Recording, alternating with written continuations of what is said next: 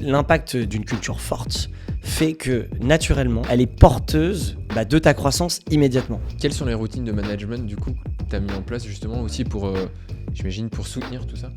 Mars 2020, le Covid arrive. Nous, évidemment, ça fait un choc, mais on n'était pas paniqués parce qu'on avait déjà enclenché le sujet optimisation. La culture Netflix, très peu de gens pourraient vivre dans ces conditions parce que c'est une typologie de manière de travailler. Mais ça veut dire qu'elle est forte. Le CEO en parle tout le temps, que c'est grâce à ça qu'ils ont réussi à pivoter, réussi à être là où ils en sont. Olivier Ramel est le CEO de Kimono. Kimono, c'est une agence sur la culture d'entreprise. Il a fondé Kimono il y a 8 ans et il est aujourd'hui à la tête d'une équipe de 50 salariés. Kimono est réparti en 4 grands pôles. Le pôle merchandising, le pôle événementiel, le pôle office design et enfin le pôle conseil en culture. Dans cet épisode, on va découvrir en premier l'organisation de Kimono. En deuxième, on va voir l'impact de la culture d'entreprise sur l'organisation. Et pour terminer, comment Kimono améliore la rentabilité de son entreprise au quotidien. Je vous souhaite une bonne écoute. Salut Olivier. Salut. Bienvenue dans Sous le capot. Merci à toi pour l'invitation. Ouais, je suis super content d'avoir cet échange avec toi. Moi aussi, trop content dans ce beau studio. On est bien. Exactement, on est bien. Du coup, vous, actuellement chez Kimono, vous avez 4 business units, comme j'aime les appeler. Ouais. Vous avez le merchandising, l'office design, l'événementiel et toute la partie conseil en culture. Tout à fait. Est-ce que tu pourrais m'expliquer un peu comment vous êtes organisé avec ces différents pôles chez Kimono ? Ouais. Carrément, c'est une question qu'on nous pose souvent parce que c'est des métiers différents. Techniquement, c'est des métiers différents. Nous, on aime bien se présenter comme le one-stop shop de la culture. Donc, c'est pour ça qu'on dit qu'on est des culture designers. Donc, notre métier, c'est de designer la culture des boîtes. Qu'est-ce que ça veut dire ? C'est-à-dire la rendre tangible à travers des produits et des services. Et donc, quels sont ces produits et services ? C'est ce que tu viens d'énumérer. Et donc, comment on est organisé ? En fait, dans chaque BU, donc on l'appelle aussi comme ça, dans chaque BU, on a une équipe sales chef de projet, experte de ce métier, donc sur la partie vêtements personnalisés, donc merch, une partie bureau, une partie event, une partie conseil. Dans ces équipes, il y a la partie prod, parce que évidemment, chef de projet commercial suit, contact client, close, mais ensuite, c'est la prod qui assure. Donc une prod pour un événement, c'est des chargés de production qui vont organiser tout l'événement, et pour un bureau, c'est un archi d'intérieur ou un architecte par exemple. Donc voilà, donc du coup, équipe prod, donc ça c'est une équipe et ensuite on a tout le reste qui sont des équipes support qui bossent pour toutes les BU. D'accord. Donc en gros toutes les parties RH, admin, people, finance bossent pour tout le monde. Donc on a une équipe dédiée, on a une équipe la tech, la communication, social media, puisque il y a eu dans la partie événementielle c'est une autre marque, elle s'appelle Kimono Life. Donc il y a différents réseaux.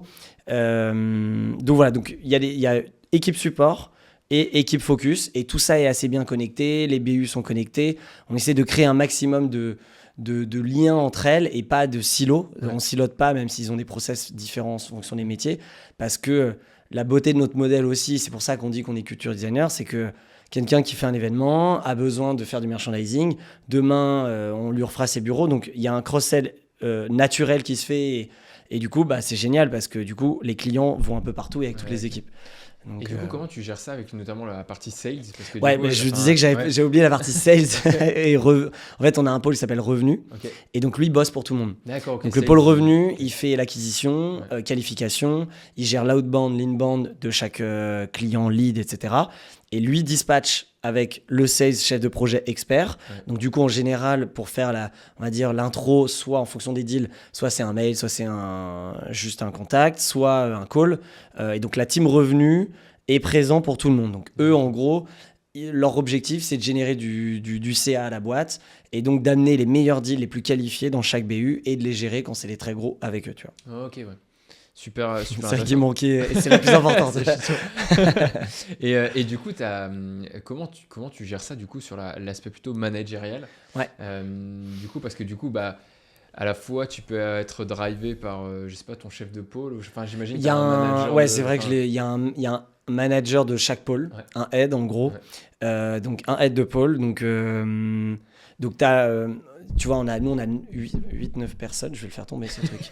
On a 8-9 personnes en middle management. Donc en gros, ça prend en compte les 4 heads de pôle. Ça prend en compte le CRO, donc le responsable du revenu, Chief of Staff, COO, CFO et moi. Et donc, en gros, dans ce middle management, il y a la moitié qui est du support, en fait, plus, et l'autre moitié qui sont des aides de pôle. Okay. Et on les met au même niveau parce que tout le monde a des équipes et on bosse en transverse. Donc ça fait à peu près 3-4 ans qu'on est comme ça et ça marche plutôt bien. Okay. Et on réfléchit, tu vois, comme tu sais, on est en constante évolution. Et justement, on réfléchit, mais je ne suis pas sûr du sujet, à prendre peut-être un aide DBU qui gère des managers de BU. Ouais, donc, c'est-à-dire que ce aide de BU, il doit avoir en fait des compétences et connaissances un peu dans les 4. Ouais. C'est ça le sujet pour qu'il soit légitime, évidemment. Donc, réfléchis à rajouter, entre guillemets, une strat pour que ce soit presque... de production un peu. Enfin, ouais, mais parce qu'il y a le sales aussi, parce que il y a le commercial aussi dedans. Donc, c'est presque une sorte de directeur commercial des business units. Okay. On réfléchit à ça pour justement ne plus avoir 4 aides, mais peut-être un gros avec des managers, tu vois. Okay. Voilà, on verra ce que ça donnera. Okay, ouais. Et du coup, comment tu fais cohabiter justement ces mondes un peu qui sont différents et qui ont des objectifs qui sont différents, enfin, c'est vrai. Une façon de fonctionner qui sont différents, parce que j'imagine aussi les cycles sont différents entre c'est clair. Designer un bureau et commander des c'est clair, et même un événement. C'est clair. En fait, ils sont dans des tempos différents. Ouais. En l'occurrence, tu vois, la BU qui marche le plus chez nous, c'est notre première historique, c'est le merch. C'est encore 60% du CA. Ouais. Et eux, c'est un panier moyen. C'est le plus petit panier moyen. Tu vois, le panier moyen, nous, qu'on a depuis historiquement, c'est entre 2 et 3 000 euros, la commande. Ouais. Et on a presque 50 commandes par jour. Donc, en fait... Eux, c'est loup de Wall Street en permanence. Tac, ils appellent, ils font du bruit. Ok, c'est urgent, ils sont rodés. Donc eux, c'est le sales pur et dur. Ouais. Ça gongue toute la journée. Et à l'inverse, un projet, on va dire événement office design, c'est à peu près pareil. Il y a une grosse prise de brief. C'est des beaucoup plus gros budgets. Pour un client à 3 000 euros en merge, parfois c'est 200 000 euros un événement. Ouais. Donc tu vois, c'est pas le même. Il y a plus de monde sur un projet. C'est beaucoup plus créatif parce que nous, on n'est pas juste des prestats. On pense, on crée. Et du coup, on met ce sujet culture aussi au cœur de ces prestations. Et donc du coup, parfois pour rendre ne serait-ce qu'une proposition, ça va peut-être mettre 2, alors pour les plus gros, 3 semaines, peut-être 1 semaine, en fonction des appels d'offres, etc. Et derrière, la réponse est plus longue et l'événement, il est peut-être dans 1 an. Tu vois, alors, donc du coup, c'est pour ça que la vision est différente et en effet, les objectifs sont différents. Mais comment on aligne tout ça ?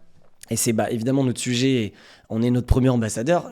La réponse facile serait de dire c'est parce que c'est la culture entreprise, mais je vais aller un peu plus deep dedans, c'est que en réalité, c'est un travail de communication entre les équipes, de formation, d'expliquer qu'on avance ensemble, que évidemment il n'y a pas de concurrence, que les clients d'un peuvent être les clients de l'autre, et on fait en sorte que du coup évidemment tout le monde s'entend bien. Donc c'est au-delà des, tu vois, et c'est plus ma vision globale de la boîte, on a des objectifs communs tous ensemble, on a une vision commune, et notre culture ancre tout ça, nous fait vivre là-dedans, et c'est ce qui fait que ok, t'as tes objectifs perso, tes objectifs d'équipe de ta BU, mais il faut que tout le monde réussisse, parce que donc on n'a jamais eu de problème de c'est nous qui ramenons tout ou...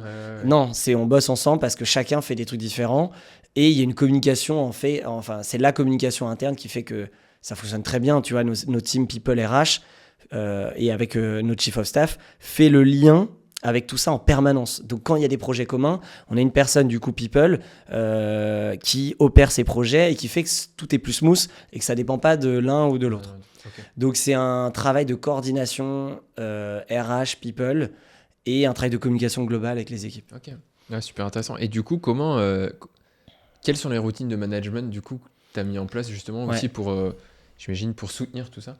Ouais, c'est clair. On a pas mal de je vais pas dire de reporting, mais de routine. En gros, le lundi, en général, c'est un peu tous les kick-offs et à tous les niveaux. C'est-à-dire qu'on a un kick-off global d'équipe, donc tous les lundis à 9h par exemple, ça s'appelle le Mondego. On le fait depuis toujours, même quand on était 2 ou 3. Et c'est toute la boîte, parce qu'on a des bureaux à Paris et à Bordeaux, donc le Bordeaux est en visio et on a des techs en remote, donc voilà, on est connectés. Kick-off global, on review semaine passée et les objectifs de la semaine qui arrive. Ensuite, moi je vois tous mes N-1, donc mon middle management, mais eux voient aussi chacun de leur côté. Ils ont un pôle commercial pour la BU événementielle, ensuite des one-to-one en fonction des équipes. Et donc en gros, tout le monde se lance, tout est préparé à l'avance sur Notion On suit une trame, un template, ça déroule et on enchaîne. Donc, il y en a qui en ont plus que d'autres, mais en gros, lundi, c'est vraiment, on se remet dedans, on repose les bases parce qu'on est dans une dynamique en permanence, il se passe tellement de choses. Et on aligne tout le monde. Donc ça, c'est trop cool et on l'a toujours fait. Ensuite, grosso modo, nous, on est quand même dans une règle où le but, c'est d'éviter un max de meetings. Donc, en fait, on fait beaucoup de choses à l'écrit, Slack, Notion, on reporte nos calls. Voilà, ça fuse, c'est comme vraiment une fourmilière. Les points d'étape en routine management, donc ça, c'est à la semaine, à l'hebdo. Ensuite, on a un reporting, chaque BU, donc chaque équipe, chaque pôle, envoie un mail à toute la boîte le vendredi avec le résumé de la semaine sur un template défini. C'est le responsable de pôle qui le fait. Ouais, il y a des équipes qui tournent à tour de rôle pour que ce soit plus sympa, qu'il y ait une patte un peu différente. Donc ça, c'est à la semaine. Ensuite, on a évidemment des routines managériales quarterly, par trimestre, par mois, par année, par équipe, que ce soit avec les OKR, avec des reviews, que ce soit en one-to-one sur juste ce qu'on appelle des 360, on fait des points juste pour savoir un peu prise de température. Ensuite, il y a des points RH.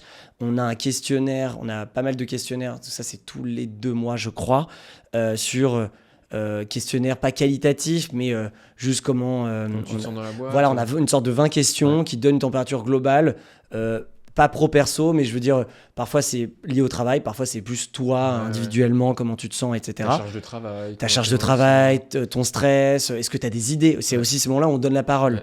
On essaye de donner la parole au maximum. Si tu as des idées, si tu as des remarques, si tu as des feedbacks, c'est aussi là que tu donnes.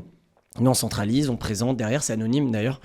Donc voilà, donc il y a tout ça. Et du coup, en gros, ça, vous le faites, tu m'as dit quoi, toutes les 2 semaines ? Ça, tous les 2 mois. Tous les 2 mois ? Ouais. Et du coup, fort de ça, j'imagine, vous préparez le trimestre d'après, c'est ça aussi ? Ouais, en fait, souvent... Alors, il n'y a jamais de surprise. Donc, la bonne nouvelle, c'est que ça permet de monitorer, mais on n'est jamais à côté de la plaque. On pensait ça et ça n'a rien à voir. Tu vois, le Instagram Yes Reality, ça n'existe pas.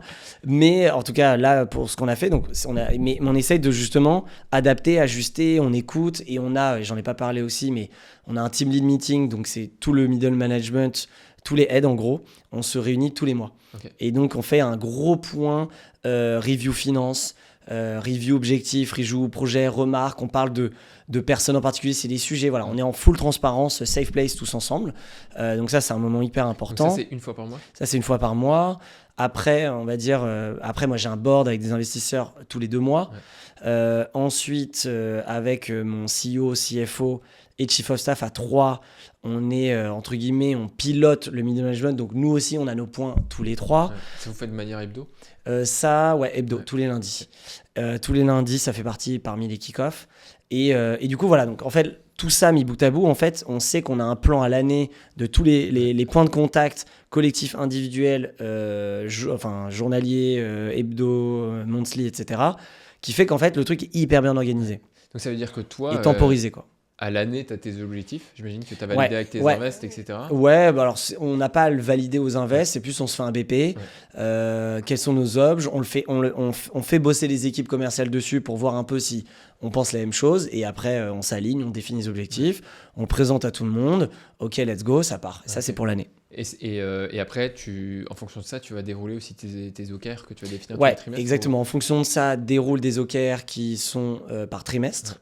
Donc du coup voilà, chacun fait ses OKR. Et tes OKR, tu les définis aussi par personne ou c'est vraiment par pôle ? C'est par équipe. C'est le head de chaque équipe le définit et parfois c'est une personne de l'équipe qui est responsable de cette mission. Mais grosso modo c'est par équipe. C'est public à tout le monde voit l'évolution de chacun. Il y a des OKR qui sont cross team et après moi tous les trimestre aussi, je fais ce qu'on appelle le quarter mono. Donc en gros, c'est une review de quarter en gros, et donc je fais un point d'étape. Okay. Qu'est-ce qu'on a fait ces 3 derniers mois ? Qu'est-ce qui va se passer les 3 prochains mois ? Les nouveaux projets, les objectifs, où on en est. Et du coup, ça donne évidemment le ton, ça donne le pouls.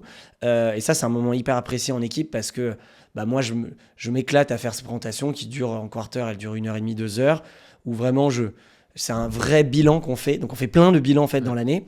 Et du coup, ça permet de respirer, de tourner la page, de dire OK, c'est bon, c'est derrière, bien ou pas bien. Et on passe à la suite. Et on a redonné le cap. Ça permet de faire des rappels. Et tout ça est couronné à Noël où ça s'appelle le year meeting. Et là, c'est le bilan de l'année. Okay. Et du coup, en fait, on est hyper... Donc là, je te balance plein de choses. Et c'est des choses qu'on fait maintenant depuis 3 ans où je pense qu'on a atteint à notre stade un niveau d'organisation où ça sert à rien d'aller plus loin. Ouais. On est très bien, mais du coup, ce qui fait que tout est rodé, organisé, et Et t'as pas d'angle mort au final. il n'y a pas trop d'angle mort. On évite. Ouais. On évite sans être dans l'over-maîtrise. Ouais. Mais c'est juste, tu vois, pour répondre à la question tout à l'heure sur la communication entre les équipes, grâce à tout ça, ça fait qu'en fait, ça fuse de partout. Et tout le monde sait où on va, par qui, et la communication entre les équipes. Donc, Ok, ouais. Super. assez organisé, ouais.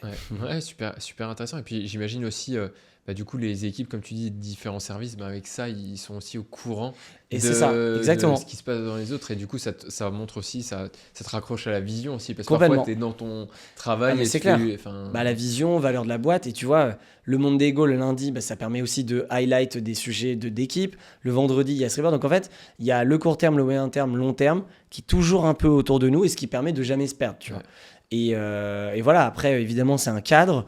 On essaye de le challenger, on essaye d'enlever des choses, rajouter, et on évolue aussi. Et d'écouter aussi les équipes parce que c'est le mot, tu vois, pour une boîte comme nous, qui est boîte de service B2B, c'est le moteur de tout, quoi. Et donc, nous, c'est grâce à ça, c'est grâce à tout ça que ça permet d'être là où on en est aujourd'hui, tu vois. Et moi, je pensais que tout le monde faisait ça. Et en fait, il y a beaucoup de boîtes qui ne font pas ça, soit par flemme, par manque de temps, ou juste par manque de connaissances. Ou alors, c'est les réunions qui sautent tout le temps, quoi. Ou alors, c'est les réunions qui sautent tout le temps. Mais non, il faut pas. Il faut se forcer, tu vois. Et parfois, tu dis, en fait, parfois, il faut bien faire un pas en arrière pour faire deux pas en avant. En fait, c'est quand tu les supprimes qu'après, tu te rends compte qu'il y a des embrouilles. Ouais, et tout. C'est vrai. On n'avait rien à dire, mais en fait. C'est ça. Et nous, tu vois, évidemment, il y a parfois quand on rajoute un rendez-vous sur une équipe qui soit en autonomie, et on se rend compte qu'ils l'ont zappé 3-4 fois parce qu'ils sont dans le rush. Ouais. Et nous, on leur dit, et après, ils se plaignent, entre guillemets, ah, mais on manque d'infos, ah, mais mais en fait, il faut le faire. Donc aussi, tu vois, pour que tout ça marche, c'est comique de répétition non-stop. Il faut répéter, montrer, organiser, illustrer, c'est non-stop. Super. Mais c'est cool, franchement, c'est sympa. En préparant le podcast, tu me disais que vous travaillez pas mal en cycle. Tu disais depuis la création de Kimono. Et je pense que ce serait intéressant justement d'expliquer quels étaient les différents cycles justement pour jusqu'à là où vous en êtes aujourd'hui avec une quarantaine, il me semble, de salariés. Un peu plus, entre 40 et 50 en fonction de alternant ou autre. Donc est-ce que tu m'as dit qu'il y en avait 3 là et que vous êtes dans le 4e cycle. Là, on entre tout juste dans le 4e. Donc nous, chez Kimono, on a 8 ans et demi. Donc déjà. Et moi, en fait, de faire ce que je t'ai dit avant, en fait, me permet aussi moi-même de savoir où j'en suis. Tu vois, de pas naviguer à vue, d'être en mode, du coup, marathon plutôt que sprint. Ouais. Et donc, du coup, moi, j'ai besoin, et je pense que c'est la manière de fonctionner, j'ai besoin de brander les choses et j'ai besoin aussi de les ranger. Et du coup, là, en sachant dans la phase où on est aujourd'hui, je me dis, mais en fait, il y a eu ça, ces cycles. Et donc, en gros, en effet, on a eu 3 cycles. Donc, c'est souvent a posteriori que tu... a posteriori. Mais là, tu vois, je suis conscient qu'on entre dans un nouveau. Évidemment, je ne sais pas plus ce qui va se passer, mais je suis conscient et tu te prépares mentalement, etc. Et tu diffuses le message, etc. Et tu vois, au Your Meeting, justement, il y a toujours un mot qui est le mot de l'année. Okay. Et ce mot de l'année drive un peu tout. Ça part de là, tu vois. Et en donnant un mot de l'année, en fait, quand je regarde tous les mots qu'on avait eus chaque année, je me dis, il s'était propice à l'époque où on était, tu vois. Et ça qui est intéressant. Et parfois, moi, c'est plus du gut feeling, c'est ce mot, c'est ce terme, mais tu te rends compte a posteriori qu'en fait, c'était l'impulsion de cette période, quoi. Et donc du coup, on a vécu 3 cycles. Donc le premier, c'est les 3 premières années. On était à une époque, donc 2017, le prime, les débuts du prime de la Startup Nation. Donc nous, on était au cœur du recteur parce que nos bureaux étaient chez The Family. Nos clients, au début, étaient toutes les startups. Donc en gros, on était vraiment dans cette ère. Donc cette ère de forte croissance, de aller vite, de lever des fonds, etc. Et nous, on est une boîte où on a gagné de l'argent day one parce qu'on a un business qui fait qu'on est rentable dès le début. Mais on a voulu accélérer. Donc, en gros, ces 3 premières années, c'est évidemment les débuts. C'est l'insouciance, les prises de risque ultimes.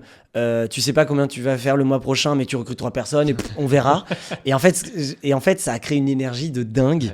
C'est la création de ta culture, c'est tes rituels, c'est création de tes valeurs, tes premières personnes qui vont être là, on va dire, pour un long moment. C'est une énergie de dingue. Et vraiment, les débuts, tu vois, C'était fou. Grosse croissance aussi. Ouais. Je me souviens, la première année, on fait 1 million. La deuxième, 3. Et la troisième, 6 ou 7, tu vois. Ok, ouais. Donc, énorme. Et on est passé, donc, sur ces 3 bonnes années, de 1 à 30, tu vois. Et la première année, c'était 1 à 8. Et en fait, 8 à 25. Et après, on a levé un petit peu, tu vois, 1,5 million sur la deuxième année. Et on était focus sur marketing RH. Et on pousse et on fonce et on martèle le discours. Et donc ça, c'était vraiment le cycle 1 parce que tu découvres, tu testes des choses, tu as les premiers rewards, les récompenses, les résultats, la notoriété, le début de ton positionnement, ton image de marque. Surtout qu'en cette période, on a eu le merch qui était tout seul pendant 2 ans, mais la vision était toujours d'être un culture designer. Ouais, ok. Donc en fait, moi, je me suis battu aussi pendant ces 2 années à faire des podcasts, des conférences, à parler de ce sujet. Mais à chaque fois, on me disait, oui, mais vous vendez des vêtements personnalisés. Je dis, bah non, en fait, c'est le premier produit d'une longue série, donc on commence par ça. Pas ça. Et plus on a lancé des verticales et des BU, plus ça a renforcé ce c'est message. Et on Et verra. Et du coup, step 1, c'était vraiment l'idée de prendre de la croissance, quoi. Donc, Ouais. c'était pas forcément concentré sur la rentabilité. Zéro. C'était. C'est chiffre d'affaires, chiffre tu vois. d'affaires. Mais vraiment, et tu vois, c'est marrant parce que demain, si je remonte une boîte, je ferai pas comme ça. Ouais, tu te. Bah, je concentres ferai- en quand même fait, sur ton EBITDA, quoi. Bah ouais, direct. Mais en fait, tu vois, c'est là où tu dis, tu as la maturité, l'expérience, et c'est toujours compliqué parce que vraiment, on a pris des risques de malade. Mais parce qu'en fait, on n'a rien à perdre. Ouais. Et aujourd'hui, quand t'es bah, c'est comme quand, tu vois, quand t'es petit, tu vas faire des escalades, tu t'en fiches de. En fait, tu penses même pas à tomber et peut-être mourir. Alors qu'à 35, 40 ans, tu dis, waouh, si je meurs, il y a ma femme, famille. les Il y a- enfants. voilà. Et, Ouais, et donc, c'est pareil pour une entreprise. Et du coup, mais je pense qu'il faut quand même garder un esprit jeune toute sa vie. Et on le sait aussi individuellement. Mais une entreprise, c'est pareil. Parce que ce qu'on a fait ces 3 premières années, c'était exceptionnel. Et je pense si on savait tous les risques auxquels on était confrontés et on aurait eu peur et tous les problèmes, mais jamais on y serait allé. Et c'est pour ça que je me dis, si je monte une boîte, mais jamais je recommence parce que. Mais en même temps, c'est ça qui a permis. Oui, J'ai c'est pas envie ça. après de faire un petit truc, ou alors peut-être ce sera mon nouveau mood, mais voilà. Donc ce cycle, il est trop important. Mais quand tu l'as vécu une fois, c'est très dur, je pense, on verra une prochaine fois, de le refaire avec cette même insouciance. Et c'est ça qui est la magie de l'équipe, tu vois. Vraiment, on avait, l'équipe du cycle 1 exceptionnelle des débuts, quoi. Et du coup, j'imagine c'est aussi le moment où en fait tu travailles comme un dingue. Enfin, je sais Comme pas un comment dingue. dire. Ah non, tu, mais tu comme un regardes, dingue. tu regardes. En fait, c'est toute ta vie en fait. Ouais, c'est ton 100%. Ouais. C'est ça qui est fou aussi. Et donc voilà, et donc hyper intéressant. Et je sais pas si j'aimerais le refaire ou j'ai envie. Mais en tout cas, je sais tout ce qu'il faut pas faire et je sais pas si je le referai. Mais bref, en tout cas, cycle 1 de dingue, qui a, on va dire, posé les bases. Et du coup, juste en termes d'organisation et tout, c'était. Là, on écrivait. Ouais. En fait, on construit. Donc au début, il y avait rien, puis on rajoute ça. On devrait tester ça. D'ailleurs, les gars, on va tester ça. Non, ça, on kill. Ouais. Donc en fait, c'était vraiment le test and learn. Ok. Donc en fait, tout ce que je t'ai raconté avant, en fait, est le bébé de cette phase. Ok. Et en fait, ce qui est bien, c'est que du coup, c'est ce qui nous a fait sortir du cycle, c'est qu'après, boum, t'es structuré, t'es organisé, et évidemment, tu peux ajuster les choses, mais on l'a tellement testé qu'on sait que ça marche, tu vois. Et souvent, dans un principe soit de temps ou de productivité, tu veux toujours changer les choses, mais en réalité, on change pas une équipe qui gagne. Donc quand ça fonctionne, il n'y a pas besoin de se prendre la tête. J'ai lu dans cette newsletter qu'il faut faire ci. Bah non, en fait, là, ça marche pour toi, on le fait. Et reste en alerte, évidemment, et tu le challenges chaque année. Mais du coup, c'est vrai que tout est écrit. Moi, je me souviens, mais les agendas ont commencé tu vois, à l'époque, un truc tout bête, mais je me dis, mais c'est fou. Tu sais, t'envoies une invite Google Agenda ou un rendez-vous. Je te dis, viens, on se parle, je te cale un rendez-vous, interne, externe. L'invite de base, c'était 1 heure, tu sais, le format de base. Et de toute façon, tu sais que tu n'en as pas besoin d'1 heure, mais tu le mettais. Et tu vois, moi, ça me paraît fou parce qu'aujourd'hui, on est tellement timé que une demi-heure, nous, c'est une demi-heure. Ouais, c'est une demi-heure maintenant. Mais surtout, 45 minutes, 15 minutes, 1 heure. Et tu jauges dans ton bulletin. Mais à l'époque, c'était 1 heure. Et du coup, t'as 3 rendez-vous d'1 heure, ça te bloque 3 heures. Alors qu'en fait, c'était peut-être 1h30 au total. Et du coup, on n'était pas du tout dans l'optimisation du temps et de l'agenda. Et moi, à la fin de ce cycle, je me rendais compte que en fait, je passais ma vie en rendez-vous. Okay. Et du coup, quand est-ce que j'ai du temps pour produire, développer, m'inspirer et avoir du temps pour souffler, parce que j'attaquais 9h jusqu'à 19h non-stop. Et c'est aussi moi qui voulais, etc. Et donc c'est à ce moment-là où j'ai pris quelqu'un en bras droit qui m'a aidé, etc. Aujourd'hui, tu vois, j'ai jamais de meeting les matins. Ouais. Et donc le matin, pas de meeting, et l'après-midi, là-dessus. Et depuis que j'ai ça fait 3-4 ans, mais ça a changé ma vie. Parce que j'ai le temps d'être aussi réactif sur l'urgence du moment. Parce que là, on parle, et admettons, je fais ça toute la journée, à l'époque où tu es en rendez-vous, et alors, rendez-vous important, évidemment, tu fais pas n'importe quoi, mais tu peux pas voir l'urgence qu'il y a sur Slack où on t'appelle. Heureusement, on est structuré aujourd'hui où il y a pas, les urgences peuvent le gérer eux-mêmes. Et voilà, donc c'est important. Tu vois, moi, j'ai appris très tôt que être un bon CEO entrepreneur, c'est de faire tourner une boîte sans toi. Ouais. Donc moi, je l'ai tout de suite inculqué là-dessus. Et dans ces 3 ans, le but a été de mettre une place, de mettre la boîte, faire en sorte qu'elle tourne sans moi. Day one. Et du coup, ça a permis aussi de déléguer très rapidement, etc. Et pourquoi je disais ça ? Pour l'agenda. Et du coup... voilà, donc c'est des règles qui ont été créées là-bas. Ah, okay. Et du coup, le deuxième cycle deuxième cycle, début 2020, avant le Covid, je précise. Janvier 2020, on se dit, donc évidemment, forte croissance de chiffre d'affaires, donc on était en perte. Le but, c'était de retrouver la rentabilité, on savait exactement le plan. Et donc là, avec mon CFO, on se dit, ok, année 2020, on remet les pendules à l'heure. Donc on restructure, sur la rentabilité. Se refocus sur la renta, on faisait déjà des bonnes marges, mais c'est plus les budgets, les coûts. Parce que juste pour comprendre, qu'est-ce qui a fait que vous faisiez des pertes ? Parce qu'au final... On dépensait beaucoup en marketing. D'accord, ok. Et on a beaucoup recruté. En fait, c'est comme si... je dis des chiffres bidons, c'est comme si pour 1 million, tu as besoin de 10 personnes. En fait, nous, on en a recruté 20 parce qu'on vise le 10 millions. Donc, à ce stade, le million ne paye pas les 20. Ouais, okay. C'est plus dans cette logique de croissance que toute startup qui levait des fonds faisait. Tu vois, pour aller au palier d'après, tu es obligé d'avoir le stade du palier d'après et y aller. Donc, tu perds. Parce que, voilà. Et on en investissait beaucoup en marketing, qui a posé la com, etc. Donc, à ce moment-là, début 2020, on est dans un mode, OK, on repart à zéro, on refait feuille blanche, on a passé un cap, on structure. Mars 2020, le Covid arrive. Et du coup... Nous, évidemment, ça fait un choc comme tout le monde, mais on n'était pas paniqués parce qu'on avait déjà enclenché le sujet optimisation. Ouais. Et donc, on a fait, ça donne une raison d'aller plus vite dans l'optimisation. Et je ne parle pas d'humain, je parle vraiment à tous les niveaux. Et du coup, on s'est restructuré. Et cette année qui a été énorme pour nous parce que businessment parlant, on a beaucoup bossé. Comme beaucoup de personnes pensaient qu'on était un produit marketing et que les budgets allaient sauter. Et en réalité, quand tu n'as plus de clients, plus d'activités, il ne se passe plus rien. Le seul truc qui te reste, c'est ton équipe et c'est ta culture qui va te faire passer cette étape.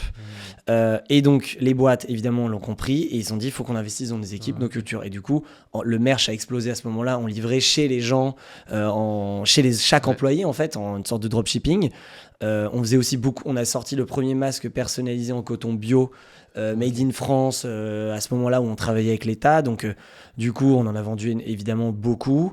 Donc voilà, donc 2020, année un peu folle où nous, tu vois, pendant le Covid, on n'a pas pu faire notre sport tranquille. Ouais. C'était 6h, minuit, tous les jours de commandes. Donc petite parenthèse où on était 6-7 à l'avoir vécu, qui était juste fou.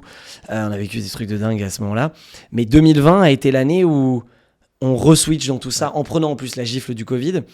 Et là, ce cycle a démarré et il a duré, donc 2020, je dirais, jusqu'à 2022. De restructuration, du coup.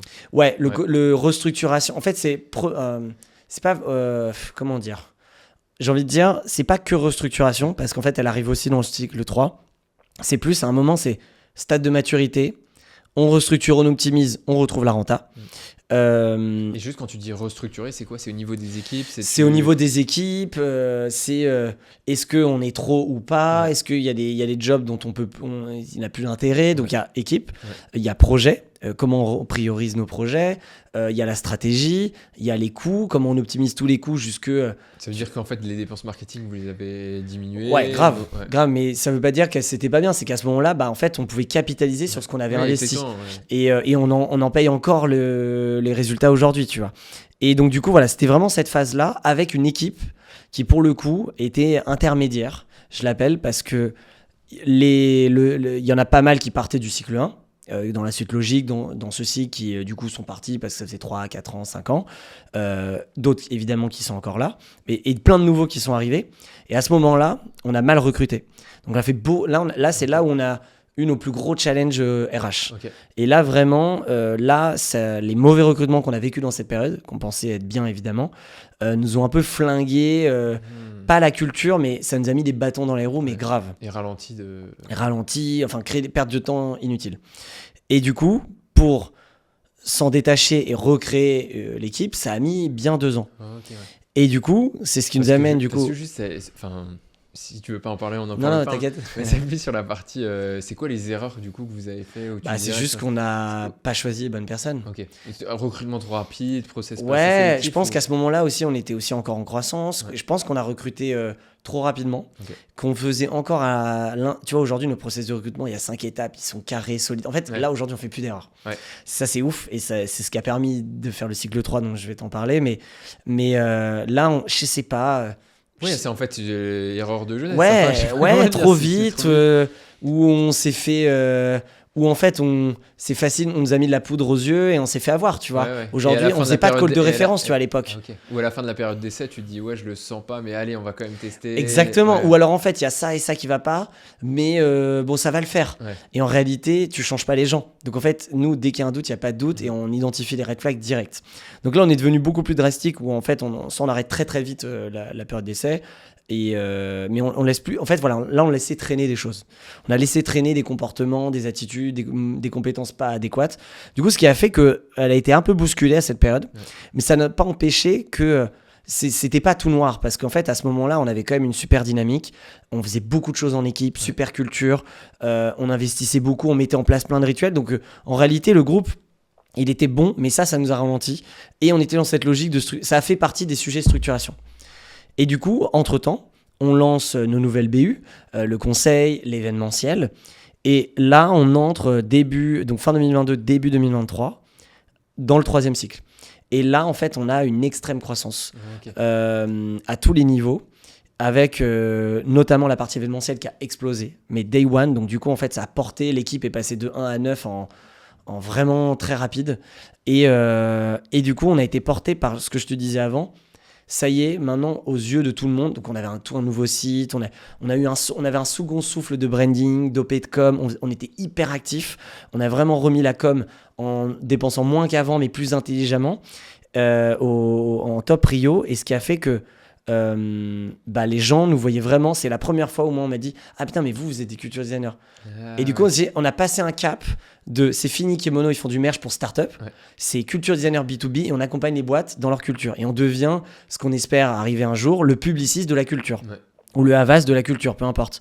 Et là, on y était vraiment. Et on était vraiment en mode, ça y est, on y est. On a 4 BU, on a l'organisation que je t'ai dit la dernière fois.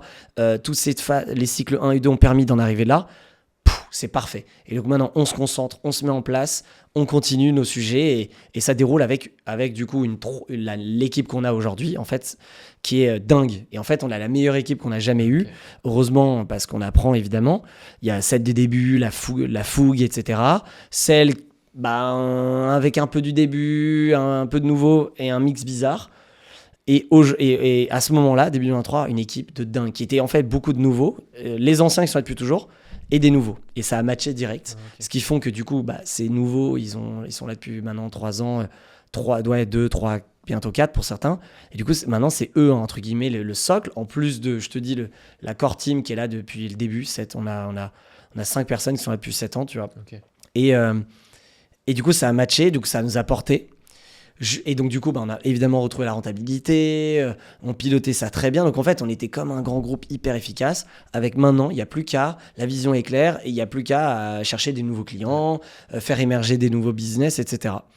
Et du coup, j'ai ressenti là, ces 6 derniers mois, enfin je le vois, et là on passe un cap. Parce que on va, dans ces moments-là, cycle 2 et 3, on n'a pas les moyens de nos ambitions. Parce que on est rentable, on gagne de l'argent, on investit, mais hyper de manière maligne, etc. Raisonné, quoi. Raisonné. On arrive toujours, nous, à casser les codes, donc faire beaucoup avec peu, et avec une culture de dingue, une marque forte, etc. Et là, je ressens qu'on va bientôt arriver à un stade où la boîte va vraiment être dans des très bonnes positions à tous les niveaux et on va pouvoir prétendre à avoir les moyens de nos ambitions. Que ce soit par exemple du M&A, donc de racheter peut-être des plus petits, peut-être d'être très beau pour un plus grand, qui pourrait nous propulser, parce que on connaît aussi nos forces. En fait, moi je suis open aujourd'hui à me dire, moi j'ai envie de créer un groupe et je pense que on peut évidemment, je vois comment on pourrait aller beaucoup plus vite et on va être prêt, organisé, capé, avec l'expérience, la maturité, les stratégies. On a évidemment plein de stratégies sous le capot du coup. Et là, on est prêt à ce stade.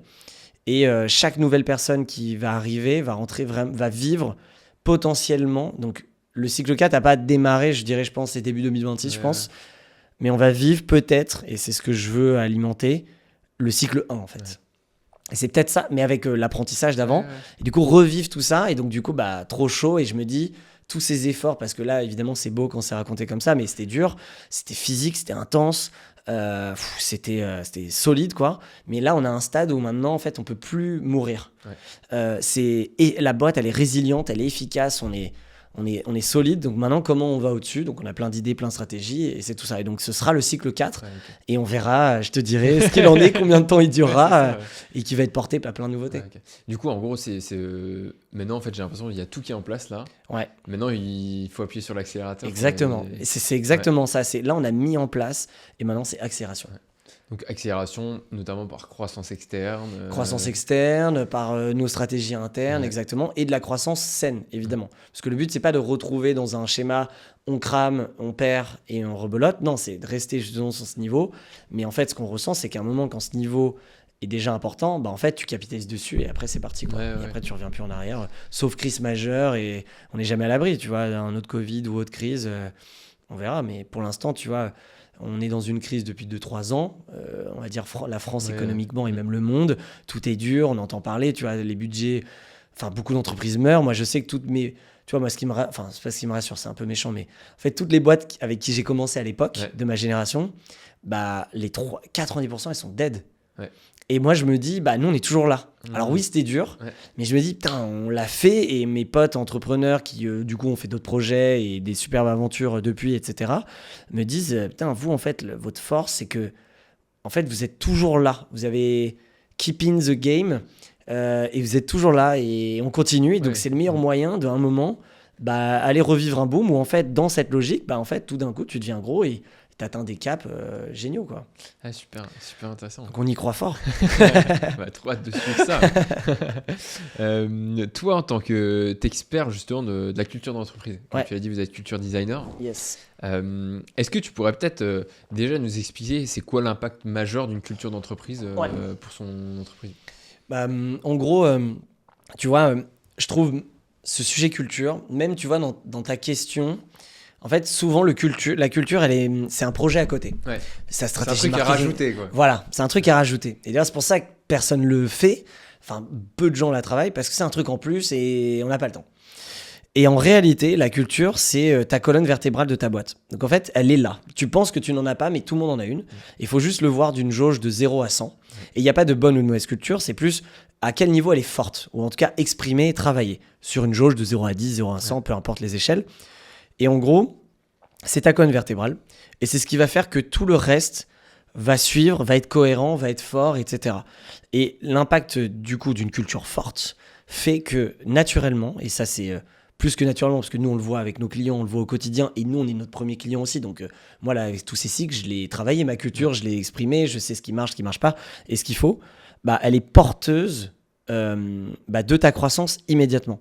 Et nous, on a un principe qu'on dit souvent sur la partie mission de conseil, on dit culture to cash. Parce que, comme je te dis, on voit la culture comme un truc à côté, donc de la dépense, ou juste du fun, ah oui, c'est les apéros et le baby-foot, alors qu'aucun rapport. Et les mots écrits. Et les mots écrits, voilà, pas du tout. Et du coup, et je vais la redéfinir aussi pour que tout le monde comprenne, mais c'est donc culture to cash parce qu'en fait, ta forte culture va permettre d'aligner les équipes autour d'une même vision, même valeur commune, va permettre d'attirer les bonnes personnes que tu veux aussi, de garder les talents, va permettre de prendre soin de tes équipes, va faire, en fait, c'est un tout qui va faire que vous allez réussir vos objectifs, passer les challenges, passer tout ce que vous allez vivre, savoir célébrer comme il se doit, savoir se remettre en question comme il faut, et donc du coup, c'est en ce sens que la culture a un impact direct sur ta croissance. Et il y a une stat aux US, c'était je crois le cabinet Grant Thornton qui avait fait ça, qui avait fait cette étude en 2022. Et en gros, ils avaient analysé le top 20 ou le top 30 des boîtes qui cartonnent de l'année ou en ce moment. Et ils se sont dit, on va aller chercher le dénominateur commun qui fait que pourquoi elle marche plus que les autres. Et en gros, ils ont pris, j'ai plus le 10, 20, 30, les 40 ou 50 premières, et elles l'ont adossé à une valorisation boursière. Et en gros, leur gap, c'était Les 20 premières sont bien au-dessus que les autres. Ok. Donc il y a vraiment un peloton de tête énorme. Et le point commun, le seul, et c'est pas pour faire de la pub, le point, c'était, elles ont toutes, et le rapport dit, leur culture, elle est extrêmement forte. Et ça veut pas dire qu'elle plaît à tout le monde. Ouais. Tu vois, on sait que la culture Netflix, on en parle tout le temps, ils documentent beaucoup. La culture Netflix, très peu de gens pourraient vivre dans ces conditions parce que c'est une typologie de manière de travailler. Mais ça veut dire qu'elle est forte. Et c'est le CEO en parle tout le temps, que c'est grâs à ça qu'ils ont réussi à pivoter, réussi à être là où ils en sont. En divisant leurs équipes, je sais pas, par...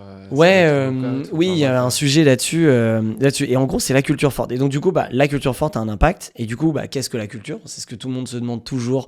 Et même si tu tapes sur Google, les définitions sont toujours différentes. Donc, tout le monde a une notion de c'est un peu ci, un peu ça. Nous, on l'a redéfini de manière un peu plus pragmatique. Donc, on la pense en 4 piliers.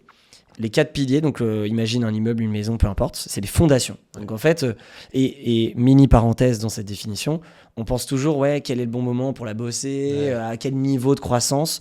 En fait, c'était déjà hier, mais pas de pression, parce qu'en fait, elle évolue tout le temps. Et elle ne sera jamais, en fait, c'est jamais une photo. C'est pas figé, en fait. C'est pas figé. Film, quoi. Exactement. Donc en fait, c'est jamais, à l'instant T, c'est bon. Bah non, en fait, dans 2 mois, elle va être encore évoluée. Et donc, déjà, le fait que tu fasses quelque chose, c'est déjà un pas en avant extrêmement fort. Et donc, au début, évidemment, si t'es tout seul, tu vas te mettre, toi, tes rituels, t'as ton premier employé, t'as tes premières équipes, tu vas peut-être faire des choses qui sont moins poussées qu'une autre boîte. Mais c'est pas grave parce que pour toi, c'est fort et c'est le début. Mais plus elle est travaillée et plus elle est poussée dès le début, plus tu arriveras à être bon dans ta croissance, recruter les bonnes personnes, etc. Donc, du coup, elle évolue et voilà. Donc, la culture 4 piliers. Donc, le premier, c'est la partie. Donc, je vais faire une autre image. Comme ça, il y a 2 images pour ceux qui préfèrent. C'est soit un iceberg, soit une maison avec des piliers.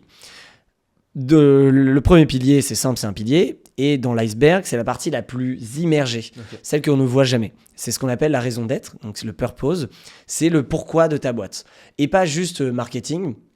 C'est pourquoi, à quoi vous servez, pourquoi vos clients vous achètent, à quoi vous répondez comme problème, pourquoi vous vous levez le matin et pourquoi on fait tout ça au final à la fin. Donc c'est vraiment le plus inspirationnel. On dit que la raison d'être, donc ça doit être inspirant évidemment, ça doit être une vision long terme et ça doit être simple. Et en gros, par exemple, pour rester sur l'exemple de Netflix, leur titre de leur raison d'être, après évidemment il y a un grand manifeste, c'est To Entertain the World. Okay. Et qu'est-ce que ça veut dire ? On sait, nous, ils nous entertainent quand ils sont chez nous, à nous mettre des séries, des films, etc. Mais si demain, ils lancent un parc d'attractions, par exemple, avec leur thématique de leur série, ils sont dans leur vision. On leur dit pas, mais c'est un défocus, attends, vous êtes des producteurs de films. Non, nous, notre vision, c'est d'entertain the world. Et donc, il l'explique de manière très, très forte. Et c'est génial parce que c'est comme ça que tu formes tes employés, c'est comme ça que tu le dis haut et fort et qui attire du coup les personnes qui veulent rejoindre et ça te permet de te raccrocher aussi dans des crises. Et si demain tu dis on arrête tout, ce produit marche pas, ce que beaucoup de boîtes tech font de manière drastique, on va faire ça. Mais c'est propre à notre vision initiale. Donc c'est là-dedans que tu mets la vision, etc. Ça c'est le premier pilier. Le deuxième, c'est le système de valeurs. On dit souvent les valeurs. Nous, on le parle en système. On dit que c'est un système. Pourquoi ? Parce que les valeurs, elles doivent être uniques, complémentaires et évidemment cohérentes avec le système. Parce qu'on voit beaucoup de valeurs. J'ai 4 valeurs, c'est ça, ça, ça et ça. Ouais. En fait, cette année, on va enlever celle-ci, on va mettre une autre. Ouais. Et hop, ni vu ni connu. Et en fait, ça veut dire que elles sont toutes bullshit. Parce que elles doivent être complémentaires entre elles et tu dois raconter une histoire. Elles doivent avoir du sens entre elles et elles doivent fonctionner. C'est un système. C'est comme les boulons, tu vois le schéma des boulons très consultants des années 2000 pour que tout le monde marche. Et c'est ça en fait, un système. Et du coup, il y a aussi un peu ce côté... Tes valeurs, elles doivent être incarnées peut-être par certaines choses, non ? Ouais, exact. Je sais pas si admettons, une de tes valeurs, c'est la discipline. Du coup, je sais pas, t'acceptes pas que quelqu'un ait 1 minute de retard, par exemple. Complètement. En fait, c'est ça. En fait, elle dicte. En fait, on dit que c'est les principes directeurs. Ouais. Donc, c'est ça. C'est pas juste pour faire joli, comme il y en a qui mettent, mais d'ailleurs, c'est honteux de voir bienveillance aux responsables. Ouais. Parce qu'en fait, c'est la base. S'il n'y a pas de bienveillance, c'est fou de mettre ça en avant parce que tu dis, c'est quand même la base du travail. D'avoir en tout cas le respect et voilà. Et donc, en effet, tu l'as dit, donc c'est tes principes directeurs et en gros, ça dicte tes actions. Et ton comportement, ton attitude, ta manière d'être, ta manière de faire, ta manière d'agir dans une réunion face à un client, etc. Donc ça dicte tout. Et du coup, c'est vraiment, quand on dit la colonne vertébrale, ces valeurs, elles sont uniques parce qu'elles sont propres à vous et vous les définissez. Tu vois, par exemple, la discipline, il peut y avoir plusieurs définitions de discipline. Ouais. Et donc, si tu dis, nous, c'est la discipline, mais c'est quoi la discipline ? La discipline, c'est n'arriver jamais en retard à un rendez-vous, à un meeting. Et pour une autre boîte, discipline, non, nous, la discipline, c'est tu fais ta vie, tu fais ce que tu veux. D'ailleurs, on est nos rendez-vous, mais par contre, tu te formes sur ces sujets, tu dois progresser et donc il faut être discipliné pour progresser. Donc en fait, chacun sa définition et donc plus elle est claire, plus elle est dite, plus elle est exprimée et plus elle est illustrée, plus c'est clair. Tu vois, nous, il y a une de nos valeurs, c'est We are Luminous. Et en fait, on l'explique comment, donc pour plusieurs raisons. Luminous, premier, c'est parce que nous, on vend pas un logiciel de facturation, on vend des produits sympas. Donc, on sait qu'on est les moments sympas des boîtes et on le fait vivre. Donc, on est des gens souriants. On essaye de faire vivre une bonne expérience lumineuse à nos clients et que ce soit chaleureux, etc. Donc, il y a le côté joie dedans, mais il y a surtout le côté, on est dans des industries qu'on opère qui existent depuis toujours, on les a pas inventées, elles sont sous la poussière, on trouve que les marchés sont pas bons, et nous on vient un peu comme un rayon de soleil dans ces nuages pour dire on va apporter mieux, un meilleur service, des meilleurs produits, on va un peu réinventer ce marché, et donc on vient mettre de la lumière là-dessus. Okay. Et donc ça, c'est notre manière de Luminous. Et donc du coup, comment ça se dit au quotidien ? Tu vois, nous, dans nos bureaux, il y a des livraisons toute la journée, des livreurs qui passent toute la journée, etc. Chaque personne qui passe la porte, que ce soit un livreur ou un rendez-vous, on est lumineux. C'est pas ça sonne et ça entre, tu sais, tout le monde regarde. Bon, c'est pas pour moi. Ouais. Tout de suite, t'es très bien accueilli et vous pouvez faire l'expérience. Venez à l'improviste, vous serez très très bien accueilli. Ça fait partie de nos valeurs. Ouais. Donc c'est un mini exemple et je fais exprès de caricaturer pour qu'on voit. Mais tu vois, les livreurs, ils adorent venir chez nous parce que nous, alors ça va, bonjour, bon, tu vois, on est sympa quoi. Ouais. Et on leur offre parfois même des cadeaux parce que c'est toujours les mêmes. Celui de la Poste, c'est toujours le même. Et donc quel impact ça a ? Évidemment, lui, il va être content de nous livrer. En fait, tu changes aussi les effets. Donc, c'est un exemple parmi les milliards et on a 5 valeurs. Mais en gros, ça te dicte, c'est tes principes directeurs et tu dois les illustrer. Et pour que ça rentre, évidemment, au-delà de les mettre sur ton mur, c'est un comique de répétition. Donc, dans toutes les routines management dont on a parlé, tu t'en sers en exemple. Cette équipe a fait ça, c'est exactement dans les valeurs. Ça, non, ça, oui. D'ailleurs, comment on va résoudre ce problème ? C'est comme ça. Et vous voyez comment j'ai réagi ? C'est justement parce qu'on est propre à ça. Et encore une fois, on l'a dit, la culture, elle évolue dans le temps. Donc, c'est pas grave un jour de casser, mais nous, on l'a déjà changé. Nous, on est à notre 3e génération de valeurs. Ouais. Parce que si elles vivent avec ton temps. Deuxième pilier, donc le système de valeurs est toujours immergé aussi dans l'iceberg. Donc, en gros, c'est 2 trucs que tout le monde bâcle. Ouais. C'est pour ça d'ailleurs que le reste est mal fait. Ouais, c'est que c'est... Tu les vois pas. Ouais. On s'en fiche. Ok, valeurs, tac, tac, terminé. Et on est ça, super. Mais c'est tellement profond et tellement important et tellement illustrant. En fait. Ouais, exactement. Ensuite, du coup, il y a ce qu'on voit. Donc le 3e pilier, c'est le pilier identité. C'est vraiment on peut le définir aussi comme la marque employeur. C'est la vitrine, donc c'est ce qu'on voit de l'iceberg. C'est et tu vois, c'est tout petit. On sait qu'un iceberg, c'est beaucoup plus grand en bas. Et donc c'est ta vitrine. Donc c'est évidemment tout ce qui est visuel, tout ce qui est design, mais ceci ton ton sur les réseaux, ta personnalité, tes symboles, tout ce qui va catégoriser ta culture. Tu vois, nous par exemple, on a des grandes colonnes rouges japonaises dans les bureaux qu'on a depuis toujours. Quand on fait un événement ou un salon, elles nous suivent toujours. Donc, c'est un de nos symboles. Ouais. Quand on poste sur les réseaux sociaux, on signe toujours avec la même signature, We are Culture Designer en majuscule. C'est partie de nos symboles. Tu peux en avoir 1000, 100, etc. etc. Et pourquoi je dis marque employeur ? Parce que c'est la vitrine de la boîte et tout le monde travaille très bien sa vitrine. Voilà, on polish, c'est magnifique, elle donne envie, c'est waouh, tu vois, c'est la marque employeur. Et c'est génial de travailler sa marque employeur, évidemment. Mais comme la plupart des boîtes travaillent la belle vitrine, t'entres à l'intérieur et en fait, c'est toxique, c'est pas bon, ça te concerne pas, tu repars direct. Et c'est ce qui se passe dans la majorité des boîtes. Et après, les gens ne comprennent pas du coup. Et c'est juste que c'est bien d'avoir une belle vitrine, mais pas que. Et donc du coup, c'est la partie identité. 4e pilier, qui du coup est l'expérience de tout ça. C'est comme les 3 égales. Et c'est ce qu'on appelle le pilier rituel. Donc ça revient un peu avec ce que tu disais sur les routines. Ouais. Et c'est les rituels qui vont créer l'expérience de ta culture et qui vont la rythmer. Okay. Et on dit qu'un rituel est un rituel lorsqu'il est récurrent, lorsqu'il est partagé et standardisé. Et dans les rituels, il y a les rituels de management, on en a parlé. Il y a les rituels de célébration, il y a les rituels fun, évidemment. Si par exemple, vous avez un gong, non ? Ouais, donc exactement, à chaque deal, tu gongs, ça c'était historique, mais maintenant, dès qu'on a des victoires pour toutes les équipes, on gong. Ok. Et donc voilà, donc ça c'est un de nos rituels. Ouais. Et même quand on bat des records de la boîte, on a une autre typologie, manière de gonger avec toute la team, etc. Donc on marque des rituels et on a plein de rituels. Là on parle de célébration, il y a les rituels de management, il y a les rituels internes, externes. Tout le monde dit culture interne, mais en réalité la culture elle est autant pour tes clients, tes fournisseurs. Et tu peux avoir des rituels avec eux, je sais pas, les rencontrer, les voir, les inviter à faire des choses. Et plus elle est exprimée, donc en fait t'as tes rituels. Et rituels, ils peuvent être indiv, collectifs, hebdo, mensuel, à l'année. Et du coup, tu peux avoir, en fait, plus c'est écrit, en fait, tu vois tout ce qu'il y a à faire, ça te donne un rythme de ta culture pour l'exprimer et la faire vivre, et ce qui fait que demain, ah non, mais ça, c'est plus pertinent, on l'enlève, ça, on rajoute, ok, comment on évolue. Et du coup, c'est un peu ton business plan version culture. D'ailleurs, nous, on l'appelle le culture plan, et ça te permet de la monitorer. Et c'est génial, et donc voilà, donc ça, c'est rituel. Ah, ben, très intéressant.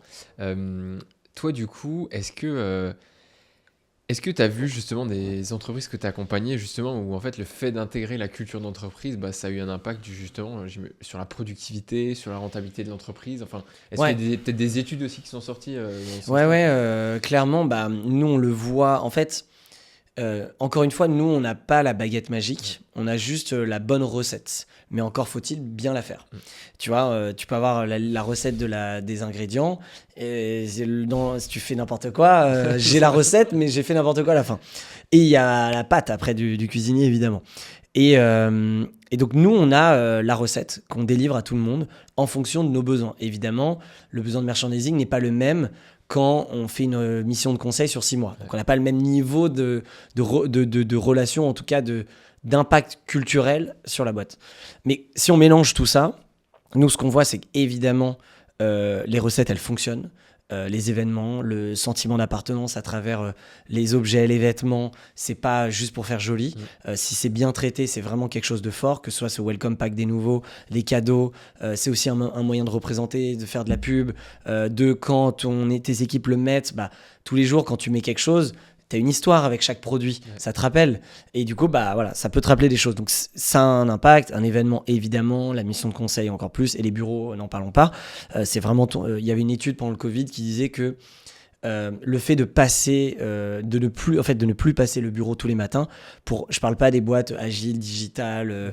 Voilà, je parlais vraiment des grosses boîtes habituelles qui n'avaient pas le télétravail avant. Le fait de ne plus passer la porte du bureau crée un désengagement de plus de 80%. À la boîte, de sentiment d'appartenance. Le fait de plus y aller, tu te désengages. Et donc, c'est là où l'importance de ton bureau, c'est plus juste un bureau, c'est une expérience de ta culture. Et donc, tout ça, on l'a vu, ça a un impact direct sur la croissance, les résultats. Et donc, comme je disais, Culture to Cash, évidemment, sur tes résultats. Et on l'a vu sur l'étude dont je te parlais avant. C'est des boîtes qui gagnent énormément d'argent, qui sont très valorisées. Et le dénominateur commun, c'est parce que leur culture est forte. Ouais.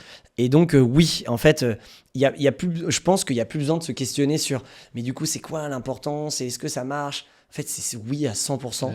Et plus tu le fais et mieux tu le fais, plus ça marchera dans ton business. Okay. Et pour ça, il faut accepter que oui, tu as tes clients et que le business, c'est le nerf de la guerre, mais que pour qu'il soit mieux et accéléré, la culture doit être tout aussi en prio. Okay. Et c'est le rôle des dirigeants, des CEO, des fondateurs, des fondatrices d'intégrer ça, d'avoir les bons outils et évidemment de faire du business. Donc ça fait un en fait. Ouais. Tu vois. Et du coup, comment est-ce que tu vois la culture d'entreprise, est-ce que c'est aussi énormément lié au CEO, tu vois, surtout si sa boîte lui appartient et tout. Ouais. Comment est-ce qu'on deal avec ça, tu vois? Est-ce qu'au final, moi en tant que personne, du coup c'est moi qui vais devoir créer les valeurs de ma boîte et du coup après je la partage et ceux à qui ça va, sinon les autres faut qu'ils partent. Enfin, comment toi tu... non mais c'est une bonne question. En fait, en effet, de nous ce qu'on a vu, c'est entre 0 et 10, c'est très propre aux fondateurs. 0 à 10 salariés. Salariés, ouais. 0 à 10 salariés. Ouais. C'est très propre aux salariés, aux fondateurs, parce que évidemment, c'est lui qui fait comme lui il a envie, comment il le voit, etc. Et c'est normal. Et d'ailleurs, les premiers, ils se raccrochent à ça. Et comme tu l'as dit, ça me parle, j'y vais, ça me parle pas, j'y vais pas. Et c'est ce qui fait de rattacher un peu ses premiers membres fidèles de sa culture. Ensuite, très rapidement, de 10 à 30 membres d'équipe, ça devient collaboratif. Et il le faut. Ça ne veut pas dire que c'est une démocratie, un vote et la majorité l'emporte. C'est plus, tout le monde peut créer tout le monde peut apporter des initiatives et je pense que les travaux de collaboration, donc si les fondateurs se disent bon, ok, on va rebosser ça, etc., bah, il faut faire participer les équipes. Ça veut pas dire qu'elles auront les meilleures idées et ça se trouve, vous l'aurez fait sans, ce serait pareil, mais le fait de le faire, dans le plus souvent des cas, il y a des très bonnes choses qui en ressortent, mais le fait de le faire, ça engage tout le monde pour le sortir. Donc rapidement, cette culture devient à l'image des 30 et non plus que du fondateur, parce qu'on dit toujours aussi, chaque individualité, c'est comme une énorme gouache de couleurs, et à chaque nouvelle couleur, ça change un peu la couleur globale. Et donc, chaque individu apporte sa manière de ressentir la culture, voir la culture, l'engager et du coup la faire prospérer. Et donc, si tu fais il y a un mauvais recrutement, du coup, ça peut aussi créer beaucoup de tâches à cette culture. Et donc là, c'est vraiment collaboratif. Et ensuite, plus on monte dans les tours, plus c'est vraiment organisé, c'est les équipes people, il y a vraiment des équipes dédiées, etc. Et là, en réalité, il faut que le CEO se détache. Ouais. C'est pas lui qui dit la culture, c'est ça. Évidemment, il peut, et c'est sa vision. Et ça veut pas dire, on peut faire souvent le parallèle, oui, mais par exemple, lui, c'est la tête de la boîte, etc. Il faut différencier le marketing et que, évidemment, les CEO ont leur personal branding lié à des boîtes et certains extrêmement poussés, comme Anthony Bourbon avec Feed à l'époque. Ouais. Ça veut pas dire que la culture... c'est que lui, c'est juste que c'est l'image publique. Et en interne, ça se trouve, tout le monde participe et qu'ils ont une culture et c'est juste lui le vecteur de parole, tu vois. Donc, faut pas confondre entre... tu peux être un CEO et il y en a qui a 1000 employés, il est très très fort, mais ça veut pas dire que c'est un dictateur en fait dans sa culture, tu vois. Donc faut réussir à organiser ça et c'est collectif. J'imagine si t'as des boîtes qui perdurent depuis des années, en fait elles ont leur culture. Enfin je pense par exemple un exemple, je sais pas, t'as Ferrari, ils prennent un nouveau, je sais pas. Oui. En fait ça va, complètement. Il va insuffler lui sa vision. Voilà, il peut insuffler sa vision par la culture, il peut la faire évoluer en respectant des bases, mais en général tu restes sur les socles. Et tu vois dans le luxe, c'est un bon exemple. Le luxe, pourquoi ils sont toujours là? C'est qu'en fait, comme ils ont des codes tellement fous, tu vois, notamment des boîtes comme Hermès, tu regardes leur histoire, ça a mis, après 100 ans, ça met tellement un tel respect qu'en fait, chaque personne qui entre, et c'est ça, à un moment, je pense que tu crées, c'est que tu ne veux pas, surtout pas casser cette chose qui est trop importante et qu'il y a tellement d'ambassadeurs et d'ambassadrices dans la boîte qui font que c'est porté. Donc, s'il y a un nouveau CEO, derrière, il va le respecter en apportant sa nouvelle touch. Et du coup, c'est là où elle évolue dans le bon sens. Et c'est génial. Donc, c'est infini, en fait. Ok, ouais. Super. J'aimerais aborder un dernier sujet, c'est la rentabilité. Ouais, c'est le bon sujet. Aime ce sujet. Toi, tu as quand même un business qui est très lié. Enfin, ton premier poste de dépense, je pense, c'est les people. Hein, c'est les 100%, ouais, 80%. Ouais. Donc toi, j'imagine, tu dois piloter ton chiffre d'affaires par salarié pour justement améliorer ta rentabilité. Exact. Toi, comment est-ce que tu fais en sorte de maximiser tout ça? Comment on maximise est-ce que tu as des chantiers où tu suis ça ou... Ouais, en fait, nous, on a un BP annuel. On review tous les quarters, on en est. En fait, on fait le BP à N-1. On le fige et ensuite on a nos BP de pilotage où on en est. Ah ouais, ok, on est par rapport. En fait, on a un BP pessimiste, réaliste, objectif et optimiste. Donc on a plusieurs scénarios.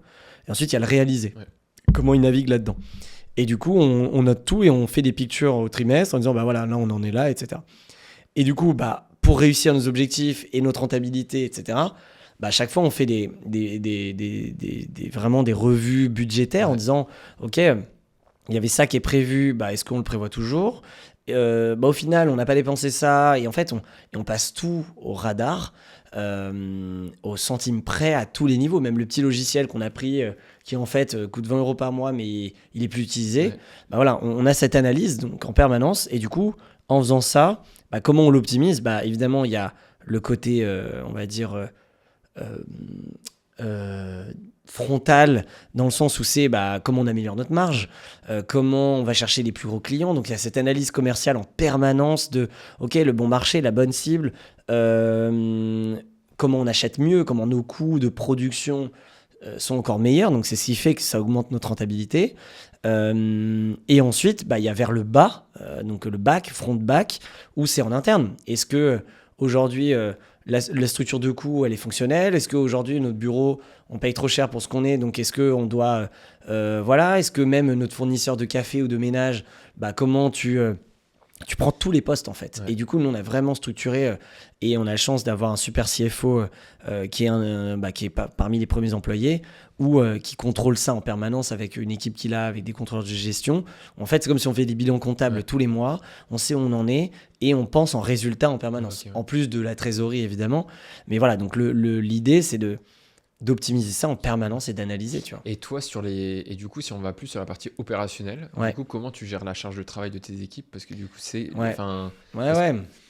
C'est toujours le gros sujet parce que quand tu es en croissance, que tu demandes beaucoup et que on peut pas recruter spécialement, tu vois, tu peux vite être surstaffé ou pas. Donc, on essaye toujours d'être au bon... En fait, à une époque, ce que je te disais dans le cycle 1, on recrutait pour faire plus. Et on attend de faire plus pour recruter. Ouais. Donc ce moment, à la fin, il est un peu intense. Il est un peu costaud. Mais on a cette agilité de communication avec les équipes. On sait exactement en mode, OK, là, dans les 6 prochains mois, on va pas y arriver. On est très rapide sur, OK, il y a besoin de quelqu'un, on recrute. Donc opérationnellement, on arrive à jamais dépasser le too much. Okay. Et surtout, évidemment, le but, c'est d'encadrer toutes les équipes, de, on va dire, prendre soin au maximum, les former à aussi prendre soin d'eux. Parce qu'il y en a beaucoup... c'est juste qu'ils oublient en fait de prendre soin d'eux et après ils sont ils sont cramés. Et donc nous on essaie de les former au maximum. Comme moi c'est des sujets tout ce qui est sport, santé, bien-être que je pratique et je m'intéresse, qui sont importants pour moi. J'essaie de le diffuser au max pour que tout le monde ait son équilibre et d'être discipliné sur tout ça. Et la charge, il faut accepter qu'il y a des charges parfois beaucoup plus fortes, parfois beaucoup moins. Et donc, on navigue là-dedans et tout de suite de structurer, se donner le coup de main, d'être collectif, d'avoir un objectif commun. Tu vois, cet été, il y a un appel d'offres de dingue qui est tombé juste gigantesque. On a perdu en finale, dommage. Mais on a éliminé 5 personnes, donc on était contents. Et on a tous bossé dessus. Parce qu'en fait, c'était en une semaine qu'il fallait le rendre. Évidemment, on était déjà full et que le truc est stratégique. Donc, comment on fait ? Et là, on s'y est tous mis. Et donc, il y a ce côté, on charge opérationnelle, on se gère. Et quand quelqu'un dit, là, c'est trop, là, je peux plus prendre de dossier ou je peux plus faire, OK. Prends pas, en fait. On va se débrouiller, tu vois. Et du coup, tu as un nombre de dossiers que chacun gère de manière opérationnelle où tu te dis, je sais pas. En fait, là, j'ai beaucoup parlé de dossiers parce que c'est sur la partie business, tu vois. Parce que dans les BU, les BU, c'est quand même les 2 tiers des employés sont là-dedans. Donc, les dossiers, c'est surtout les sales et la prod. Maintenant, on a... il y a des rythmes, des niveaux, c'est en dossier, mais tu vois, les équipes support... Ou peut-être en termes de chiffres, j'imagine. En termes de chiffres, mais bon, il suffit que... Parfois, tu vois, nous, en merchandising, une commande à 50 000 euros, une commande à 2 000 euros, c'est le même temps de travail. Ouais. Donc, c'est pas forcément ça. Pour l'événementiel, c'est moins vrai. Donc, c'est aussi unique à chaque BU. Mais non, c'est... Comment dire, en fait, j'ai l'impression que c'est plus géré du coup de ce que tu me dis au niveau global de la BU, exactement. Et on se répartit le travail chacun son truc et en fait en fonction d'une surcharge prends pas, on communique ou pas de souci, il faut du renfort externe ou interne et on a notre team people qui justement anticipe tout ça pour qu'on soit toujours au bon ratio et que ce soit jamais trop ni pas assez, tu vois. Ok. Super. Et le but, c'est de tenir comme ça le plus longtemps possible. Top. Là, pour terminer, j'ai quelques questions rapides. Okay. L'idée, c'est que tu répondes rapidement. Okay. Toi, comment est-ce que tu utilises l'IA dans ton quotidien ? On est encore à un niveau, je vais dire bas. On est sur du ChatGPT ou Canva IA ou Notion IA et... On forme les équipes, mais on n'a pas d'ambassadeur. Et d'ailleurs, on va faire une formation là jusqu'à Noël pour vraiment mettre tout le monde. Et c'est moi qui vais le porter parce qu'il faut que moi je l'insuffle, etc. Donc, comment on utilise des chats GPT pour nous aider. Ça nous aide beaucoup. On l'utilise quotidiennement.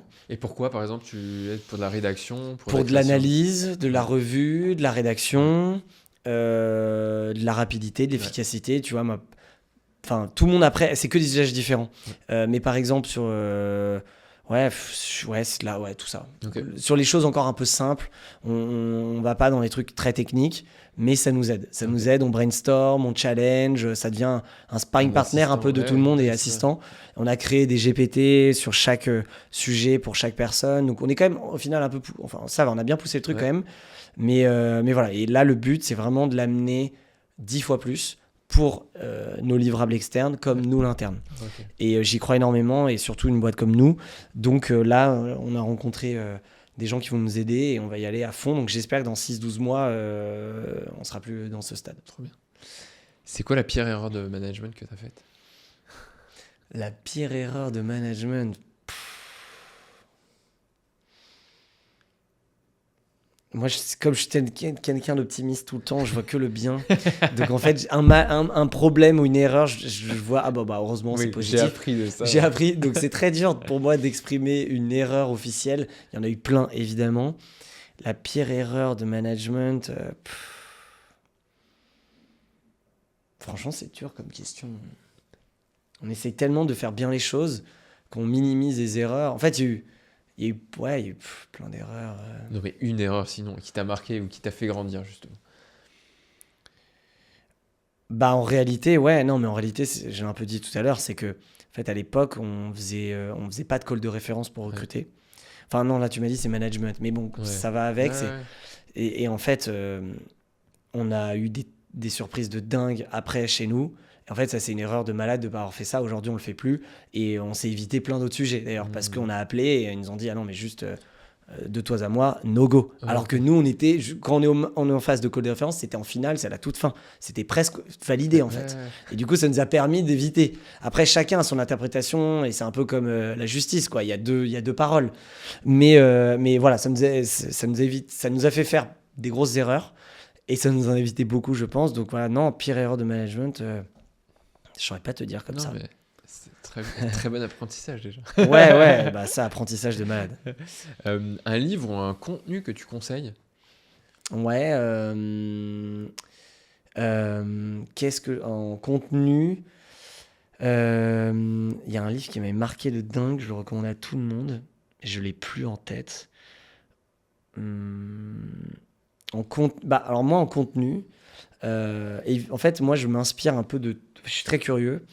J'ai pas un endroit où c'est ma ressource, et je m'inspire de plein de ressources, donc je traîne sur YouTube, j'écoute plein de podcasts évidemment, mais voilà, je navigue un peu dans tout ça, donc je m'inspire de tout. C'est dur comme question. En fait, moi j'ai tellement de... Ouais, en fait, c'est dur d'en choisir un, c'est ça? C'est dur d'en choisir Ouais. un parce que, tu vois, c'est marrant, mais... Mais le dernier, sinon. Le dernier qui t'a marqué. Le dernier, j'ai lu Le secret de l'ikigai, que j'ai lu cet été, qui se lit très simplement. J'ai plus le nom de l'auteur, mais l'ikigai, tu Ouais, vois le concept, ouais. concept japonais, etc. Ouais. Et moi, je suis très développement personnel. Et je prends soin de moi dans la tête et dans le corps et la santé, etc. Et ce petit livre, j'ai la version courte. Ouais. Ah non, putain, j'ai retrouvé le livre que je voulais. Mais je vais quand même le dire, donc il y en aura deux, ok. Et le petit livre de l'ikigai, c'est des principes de vie qui sont incroyables, qui t'aident à tous les niveaux. Et en fait, je comprends pas pourquoi on nous fait pas lire ça à l'école, tu vois. Ouais, Quand non, on est c'est tout vrai, petit, en fait, parce que ça paraît évident, c'est des choses simples pour le bien-être, tu vois, on parle de santé mentale, etc. Et on nous fait pas lire alors c'est très bien de l'histoire, de les grandes littératures françaises, etc. Mais c'est des philosophies qu'on devrait avoir. Donc voilà, ça c'est le petit livre de Ikigai, c'est génial, j'adore. J'adore cette philosophie. Et non, je l'ai retrouvé. Il est dingue. Ça, c'était mon livre des 2 dernières années, et je l'ai acheté à tous mes managers. Okay. C'est le titre, alors il est bizarre, c'est Comment se faire des amis. Ah ouais, de Dale Carnegie. Exactement. Non, et il date de 1930. Ouais, c'est ça, oui. Et donc, moi, j'ai encore la version à l'ancienne. Et en fait, le titre, on t'offre ça, tu le prends mal, tu vois. Je me souviens quand je l'ai lu, elle se foutait de ma gueule. Mais, ouais, tu le lis pas dans le métro, ou alors t'en fous. Mais, exactement.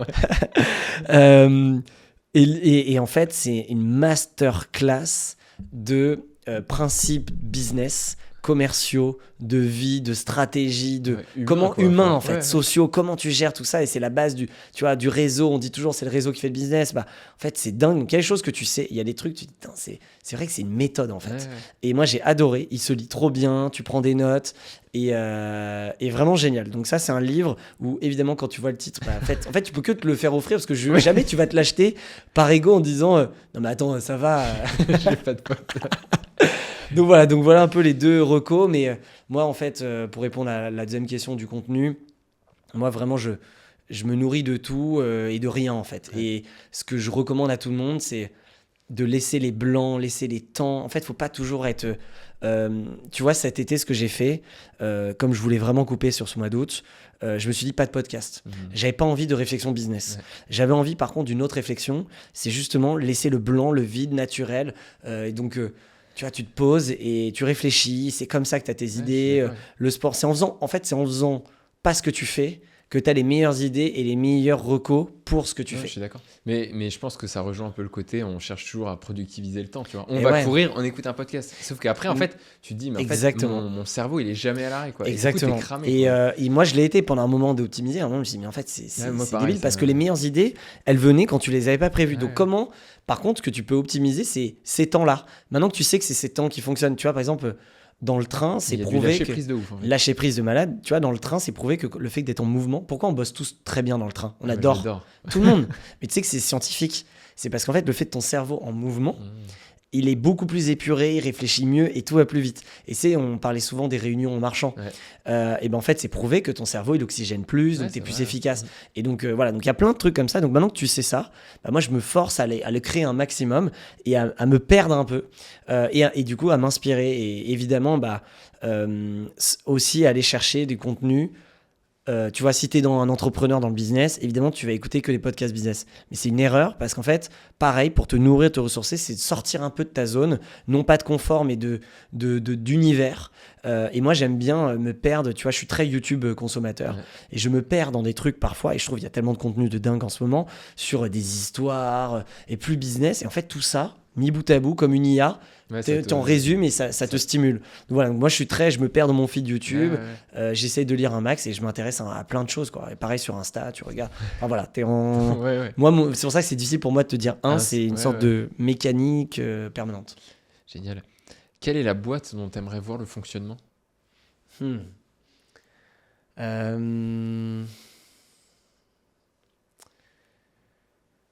vais essayer de dire une française pour pas toujours aller vers les États-Unis.